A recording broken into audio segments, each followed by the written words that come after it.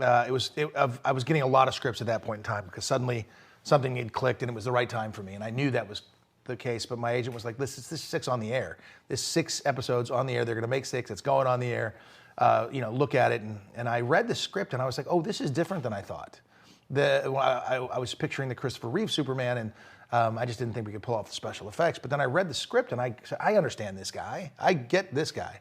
And I came in and I read for it, and I had read the script the night before, because back in that days you had to go pick up the script and then go back, and they couldn't email it because that didn't exist. Right. So I came in. I was the first person the producer saw. Everybody in Hollywood was going up for the role, I guess. But I went in there as the first person. I was very relaxed because it felt comfortable to me. Like I knew the character in my heart, and I just said, I think I might have a different take on this. It was a guy named Robert Butler. Deborah Joy Levine, who wrote it and was the exec producer. But Robert Butler was known as, he was the director, but he was also known as the pilot maker. Like if he does your pilot episode, Hill Street Blues, whatever, that's what he's done. His resume was long, and I see why, after they chose me and he took me under his wing. I understand now, because he was an incredible gift to create chemistry and have people work together and find the character. But I went in there, read it. There was just 3 people in the room, those 2 and somebody on the camera. I did it. He goes, "Okay, thanks, bye." That was it. A couple weeks go by. I thought, okay, that didn't happen. It'll be something else. And somebody said at a party, somebody was a casting associate for something, and said to my buddy, "Hey, they really like your pal for that Superman thing." And I was like, "What?" Because I'd already forgotten it. And then it turned out that they had been going through all the rest of their auditions. I was at the very beginning, and they decided that it was myself and a few others. So they came back and would have chemistry reads. They'd have you and another Lois Lane and this and that. So we were doing that, but I never was able to work with Terry Hatcher. I saw her along the way. And then the audition process went through, and finally I went to network, and they brought 2 Supermen into network. I mean, I was terrified because it's a very intimidating process.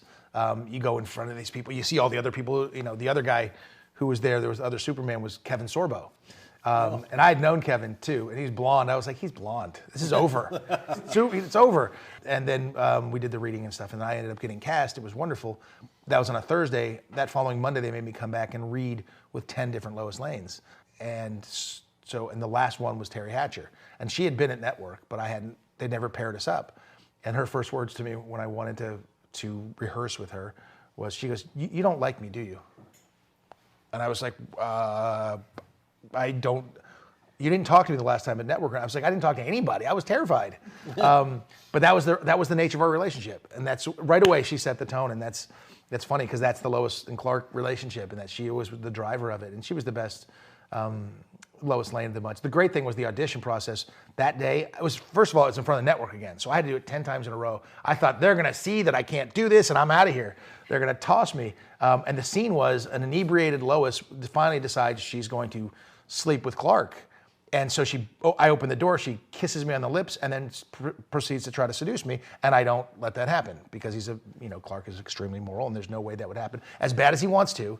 And I had to do this with 10 girls in a row. It was the greatest job ever. I couldn't believe it. But it was, you could see how nervous I got more comfortable as it went on, but I could see how nervous the actresses were coming in and all that stuff. And there was just no rules. It was crazy. But I would also listen to the network execs talk about them afterwards. And I just sat there. And finally Terry came in and we got the jobs. But you feel that at the time there were 3 networks, ABC, CBS, and NBC. That was it. The CW, those things didn't exist. None of those other networks did. There was no cable. That was it. So it was a big deal, and there were gajillions of eyes on you. And it got to the point where you think, okay, we thought, okay, it's going to be huge, and then it wasn't huge. It was okay. It was doing good. It was doing very well. But and then second year, and then things just start. It just out of nowhere, it kind of just you realize that's happening. We're in it, and it got to a point where because you're doing so much work all the time that you get lost. And I remember being asleep. I'd be sleeping and going, no more pictures. I remember being in that position. And it was a very odd thing, but I was 27 years old.